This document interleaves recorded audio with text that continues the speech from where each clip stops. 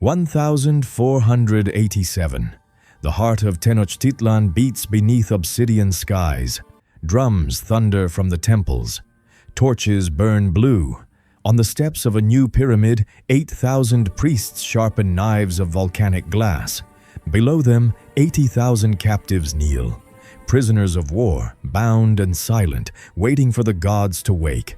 For 4 days and nights, the capital of the Aztec world will drown in blood and call it glory. Tenochtitlan rose from the lake like a vision. White stone temples shimmered against the water. Causeways stretched toward the horizon in perfect symmetry. Floating gardens drifted between canals heavy with lilies and maize. From above, it looked less like a city and more like an idea. Mathematical, divine, impossible. To the Aztecs, this was not merely their capital. It was the navel of the world, the place where heaven met earth. The gods had chosen it, they believed, by sending an eagle to land on a cactus with a serpent in its claws. Where the eagle perched, the people built their home. Where the serpent writhed, they built their temples. The blood that fed those temples was the heartbeat of the sun itself. Every street was alive with rhythm. The clang of obsidian tools, the rustle of feathered cloaks, the soft shuffle of priests moving through the morning mist. Smoke from cooking fires mingled with incense from shrines, wrapping the city in the scent of maize, sweat, and sacrifice. Children bathed in the canals before sunrise. Warriors painted their faces blue for the god Huitzilopochtli, lord of war and the sun. And above them all towered the Templo Mayor, the twin pyramid of the gods. Its eastern staircase climbed toward Tlaloc, god of rain and fertility, the western toward Huitzilopochtli, who demanded hearts to keep the sun alive. For months, workers had carved new serpents, new altars, new idols. Every stone was consecrated with prayer, every stair washed in blood from smaller offerings. Now the final dedication was ready. To the Aztecs, this was not a day of horror. It was the holiest of duties. The sun, they believed, was a warrior locked in eternal combat against darkness. If men stopped feeding him, even for one dawn, the stars would devour the sky, and the world would freeze. The pyramid would be his altar and his promise. On that morning in 1487, as dawn touched the lake and turned the water gold, 8,000 priests took their places on the temple steps. The drums began to beat, slow, steady, unending. From the streets below, a single chant rose like smoke. For the sun, for the gods, for the world. Long before the drums began, the Aztecs had been preparing for this day, not with hammers or stone, but with war. For them, conquest was not greed, it was theology. Every battle was a prayer written in blood, every captive a promise to the gods. They called them Xochiaoyotl, the flower wars, elegant in name, brutal in purpose. Armies met not to destroy cities but to harvest life. Warriors fought with wooden blades edged in obsidian, sharp enough to cut through flesh, but not to kill instantly. The goal was not death on the battlefield, it was capture.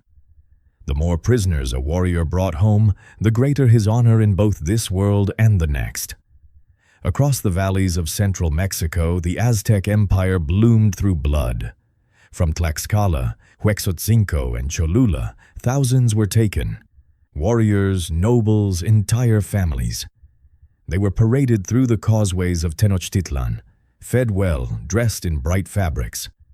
To their captors, they were not victims. They were offerings. They were the heartbeat that would keep the universe alive. When the announcement came that the Templo Mayor, the Great Pyramid, was complete, the empire mobilized. Messengers ran from city to city carrying obsidian plaques etched with symbols of fire and sun, calling every ally and subject to witness the dedication. This would not be a small rite. This would be the feeding of the cosmos itself. The Emperor Ahuitzotl, newly crowned and hungry to outshine his ancestors, decreed that no god had ever been honored properly until now. He demanded an offering so vast that the gods themselves would turn their gaze upon Tenochtitlan and know its power. The number whispered through the streets was beyond comprehension. 80,000 captives gathered from years of conquest, waiting for their ascent to the altar. In the months before the festival, the capital became a living machine of preparation. Priests purified themselves in ice-cold water. Artisans polished blades of obsidian until they gleamed like mirrors. Every temple was swept, every idol painted anew. Even the air changed, heavy with incense, sweet and sick with expectation. And as the days shortened and the sun sank lower in the sky, the people grew restless. They watched the horizon every morning with quiet fear, wondering, would the sun still rise if the gods were not fed enough? They need not have worried. The emperor had already promised the gods more blood than the earth could hold. The war for the sun had been fought and won in advance. All that remained now was to deliver the debt. When the first conch shells sounded across the lake, the city awoke as one. Drums answered from every quarter, deep, slow, relentless, like the heartbeat of the world itself. Columns of smoke rose from 1,000 braziers, carrying the smell of burning copal and human sweat into the dawn air. The festival of dedication had begun. The Templo Mayor gleamed white and red in the sunrise. Its twin staircases shimmered with fresh paint, one the color of rain, the other of blood. At the summit, the idols of Huitzilopochtli and Tlaloc waited, draped in gold and feathers. Their eyes, carved from obsidian, caught the light and seemed to stare down on the crowd like living gods. Below them, 8,000 priests stood in two endless lines, each wearing black robes streaked with dried blood from older offerings. Their hair was matted, their faces painted in ash. In their hands, obsidian knives glinted like pieces of night itself. The first captives were led from the courtyards at dawn. They were not screaming. They had been told since capture that this was destiny, that dying on the pyramid was not defeat, but transformation. To be chosen meant the gods had seen you. Some walked proudly, heads held high, chanting the hymns they had learned as children. Others trembled, staring up at the blinding sun. The drums grew faster. The crowd roared. From the steps above came the sharp cry of the first priest, cutting through the chants, a sound not of joy, but of invocation. He lifted his blade toward the sky, the obsidian catching firelight, and the air went still. Then, in one motion, the sacrifice began. The first heart was offered to the sun, still pulsing, still steaming in the morning air. The priests held it high, their arms streaked red to the elbow. Below, the body was rolled down the temple steps, its blood painting the stone that had been polished the night before. Another captive followed, and another, and another. Within an hour, the stairs were slick. The line of prisoners stretched far beyond the courtyard gates, an unbroken human river winding through the streets. The work became mechanical, almost divine in its rhythm. 4 priests held the body. One cut, one prayed, one dragged the remains aside. The next came forward. The cycle repeated endlessly, the drums keeping perfect time. Each heartbeat that stopped was a promise renewed, that the sun would rise again tomorrow, that the gods would not abandon their children. From the lake, distant villages could see the smoke curling upward, black against the sky. They said the gods were feasting, that the pyramid had become a mountain of flame. And as the day deepened, the city's rhythm only quickened. The people of Tenochtitlan chanted as one, their voices rising into the heat and the horror. The gods are watching! The gods are awake. As the sun climbed higher, the ceremony became a machine, vast, precise, unstoppable. The pyramid was no longer a building. It was a heart, beating through the labor of thousands. Every motion was practiced, perfected. 4 priests pinned the captive to the stone. One cut, One raised the heart to the sun. One spoke the prayer. One cleared the body away. The next man stepped forward before the blood had cooled. The obsidian blades dulled quickly, their edges chipped by bone. Runners hurried to the base of the pyramid, where others waited with hundreds more knives. Each blade sharpened on rough sandstone, each glinting like black fire. The work continued without pause. Even when the sun blazed overhead and the air shimmered with heat and the stench of iron, not a single priest stopped. Their faces were painted crimson now, streaked with sweat and blood, their chants a hoarse echo beneath the drums. Below, acolytes hauled the bodies away on reed sleds, dragging them toward the canal. The water ran dark. Tenochtitlan had become a city of rivers, not of rain or commerce, but of sacrifice. Every alley, every courtyard, every terrace carried the sound of drums and chanting. The empire itself was breathing in rhythm with the blades. By midday, even the sky seemed to darken with smoke. Clouds of incense drifted over the city, mingling with the metallic scent of blood. Foreign envoys stood on terraces, pale and silent. Some counted, others stopped after hundreds, unable to keep pace. No one truly knew how many hearts had been offered. 10,000, 30, 80. Numbers lost meaning when measured against eternity. Chroniclers would later argue over the figure. 80,000 sacrificed in 4 days, some claimed. Others said far fewer. But to those who stood on the lake that week, watching the temple glow red against the sunset, it didn't matter. They saw a civilization at its peak and at its limit. A people so convinced of their purpose that they would feed their gods until the world itself drowned in proof. As the priests worked, they sang the names of the gods with every heart lifted skyward. Huitzilopochtli, Tlaloc, Tezcatlipoca, Quetzalcoatl. The names rolled through the air like thunder, swallowed by the drums. Each syllable marked a life ended, a debt paid, a prayer sent upward. The crowd answered with a single cry that grew until it shook the water. So the sun will rise. By the time night fell, the steps of the Great Pyramid glistened like obsidian itself, black, wet, and shining beneath the torches. And still, the blades did not stop. The gods, they believed, were still hungry. By the second night, exhaustion had become part of the ritual. The priests' arms shook from the endless motion, their robes stiff with dried blood, their voices cracked from chanting. Yet none stopped. To falter now would be unthinkable, because beneath the rhythm of faith there was fear, not of punishment, but of cosmic collapse. Every cut, every prayer, every heart lifted into the sky was meant to hold back the end of the world. The Aztecs believed the universe lived on borrowed time. They called their era the fifth sun, the last age before darkness returned forever. The gods had sacrificed themselves to create it, spilling divine blood to set the heavens in motion. Humanity's duty was to repay that debt. If they failed, the sun would die. Swallowed by the void, the stars would vanish, and the earth would sink into endless night. So the priests kept cutting, the drums kept beating, the people kept singing. Every man in the city, farmer, soldier, noble, believed the same truth, that faith was not a choice. It was survival. The line between devotion and terror was as thin as an obsidian blade.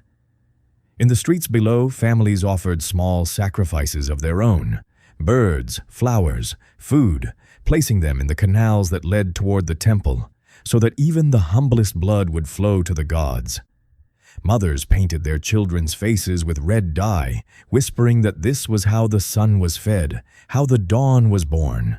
Above them, the temple loomed like a living volcano, its steps streaming with fire and life. But some had begun to look away. The older ones, the veterans of wars past, saw the toll it was taking. The city smelled of iron and smoke.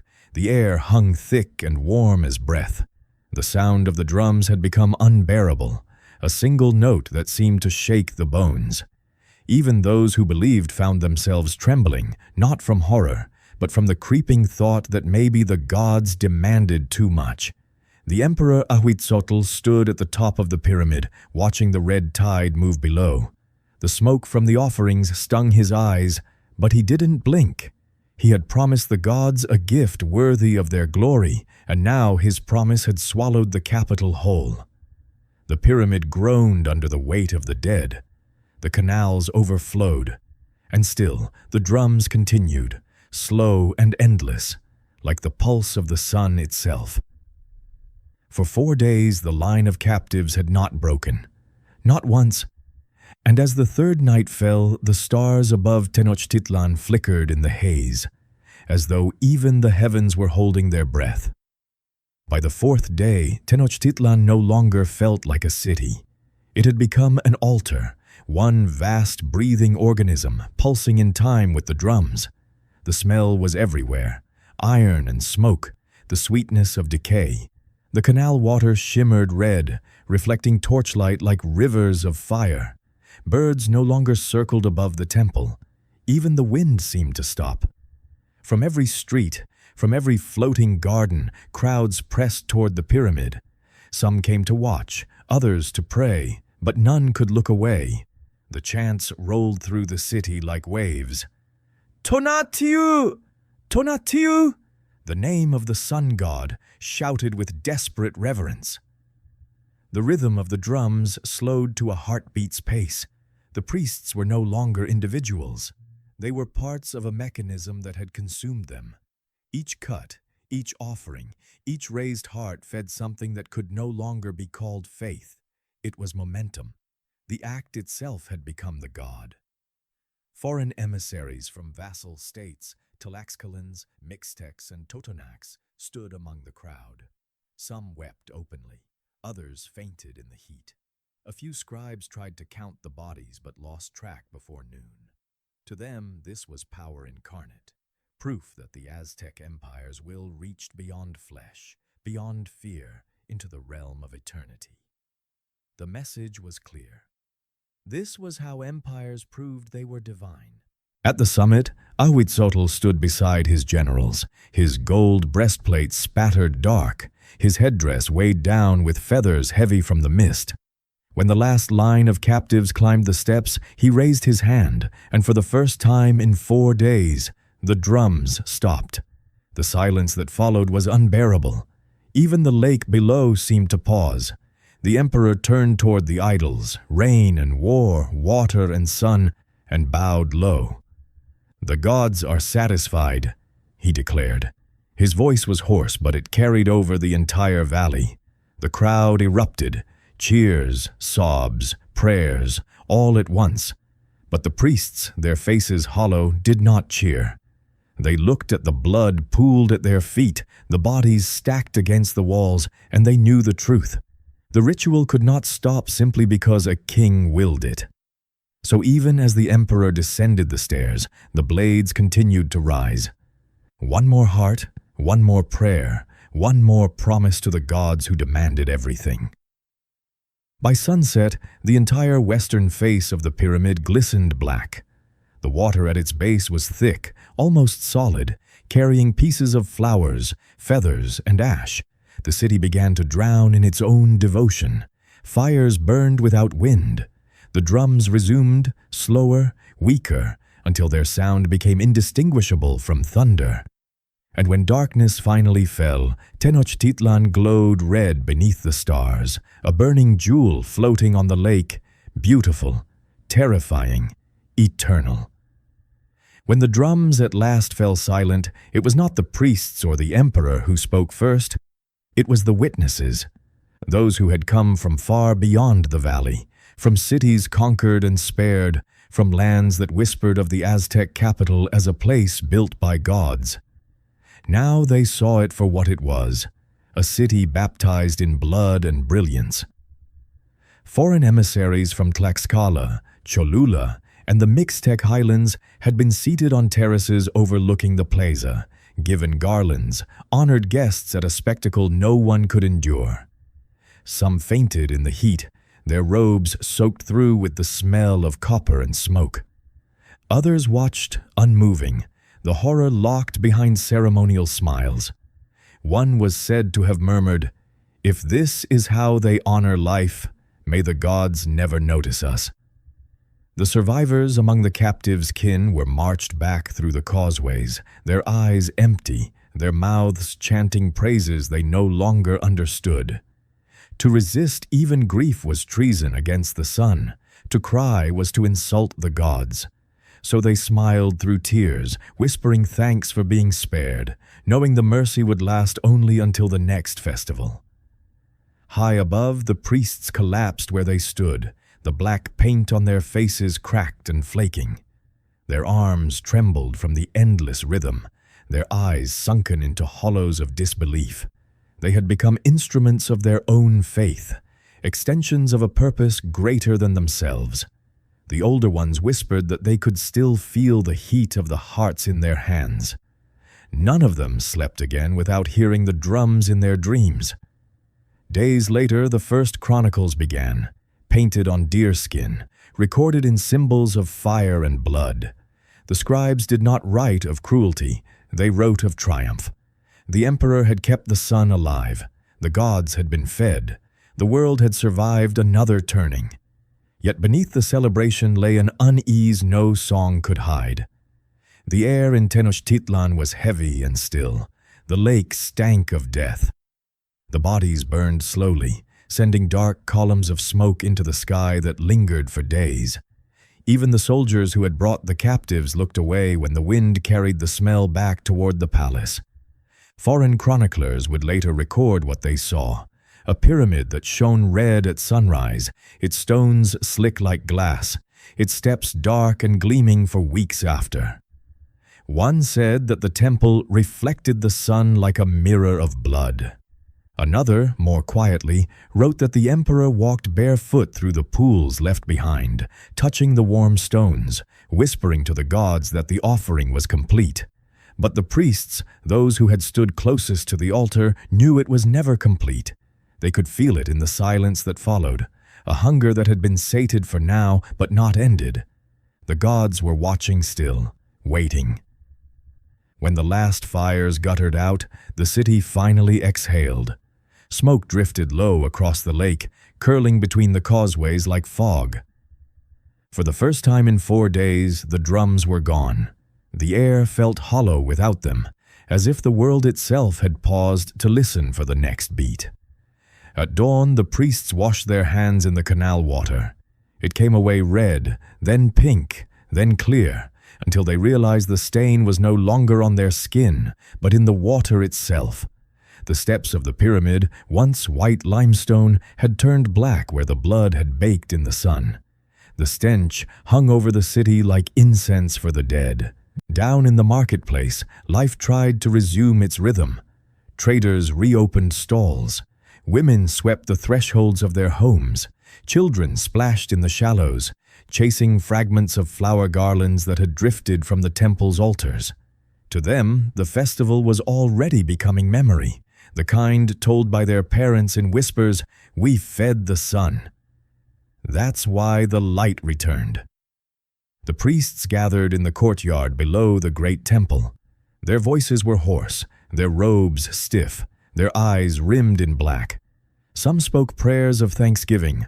Others stared at the sky, waiting for a sign that the gods had indeed been appeased.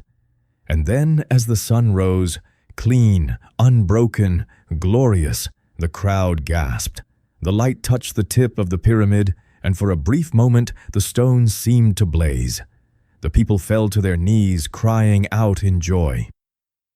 The Emperor Ahuitzotl raised his arms toward the dawn and declared that the gods had accepted the offering. The world had been spared. The fifth sun would rise for another age, but those nearest to him saw the truth in his face, relief laced with fear. He too knew that the pyramid's hunger had only been paused, not ended. As the morning brightened, scavenger birds descended. They settled along the temple's edges, pecking quietly at the offerings left behind.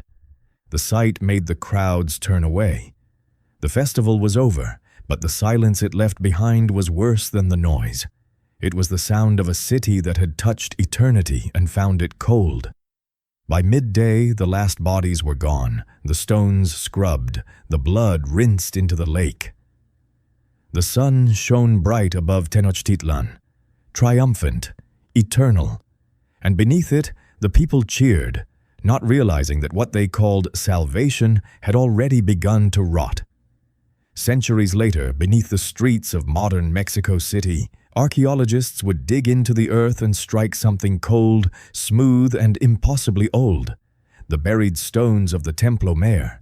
When they brushed away the dust, they found altars blackened with time, channels carved to drain blood, and piles of human skulls fused together by age.